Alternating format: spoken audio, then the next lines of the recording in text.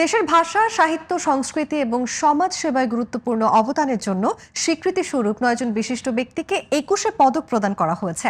রাজধানীর এক আনুষ্ঠানিক আয়োজনে প্রধান অতিথি হিসেবে উপস্থিত থেকে বিজয়ীদের হাতে পদক তুলে দেন প্রধানমন্ত্রী তারেক রহমান। এই সম্পর্কে বিস্তারিত থাকছে শুরুতেই।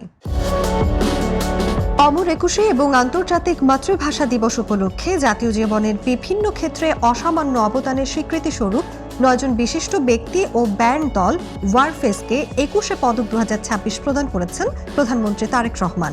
গত বৃহস্পতিবার সকালে রাজধানীর ওসমানী স্মৃতি মিলনায়তনে যথাযোগ্য মর্যাদায় আয়োজিত এক অনুষ্ঠানে প্রধানমন্ত্রী পদকপ্রাপ্তদের হাতে দেশের দ্বিতীয় সর্বোচ্চ বেসামরিক সম্মাননা 21 পদক তুলে দেন।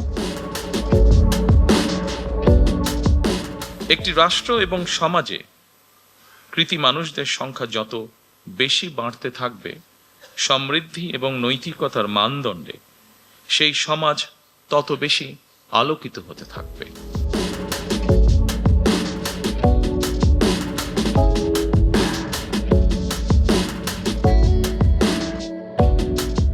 মরণোত্তর পুরস্কার প্রাপ্ত আয়ুব বাচ্চুর পক্ষে তার স্ত্রী ফেরদৌস আক্তার চন্দনা প্রধানমন্ত্রীর কাছ থেকে পদক গ্রহণ করেন।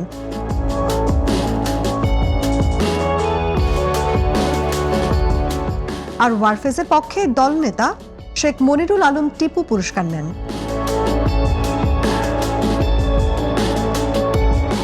সংস্কৃতি মন্ত্রী নিতাই রায় চৌধুরীর সভাপতিত্বে অনুষ্ঠানে বিশেষ অতিথির বক্তব্য দেন সংস্কৃতি বিষয়ক মন্ত্রণালয়ের প্রতিমন্ত্রী আলী নওয়াজ মাহমুদ খৈয়াম। 21 পদক প্রদান অনুষ্ঠান সরকারের এক অনন্য গৌরবময় আয়োজন। ভাষা আন্দোলনের মহান চেতনা ও আত্মত্যাগের স্মারক এই পদক আমাদের জাতীয় জীবনের অন্যতম সর্বোচ্চ রাষ্ট্রীয় সম্মান। স্বাগত বক্তব্য দেন সংস্কৃতি মন্ত্রণালয়ের সচিব মোহাম্মদ মফিদুর রহমান। শহীদ প্রেসিডেন্ট জিয়াউর রহমান 1976 সালে প্রথম 21 পদক প্রবর্তন করেন। উল্লেখ্য যে সে বছর 9 জন গুণী ব্যক্তিকে এ পদক প্রদান করা হয়। মন্ত্রিপরিষদ সচিব নাসিমুল গনি পুরস্কার প্রাপ্তদের নাম, তাদের অবদান পাঠ করে শোনান এবং পদক প্রদান পর্ব সঞ্চালনা করেন।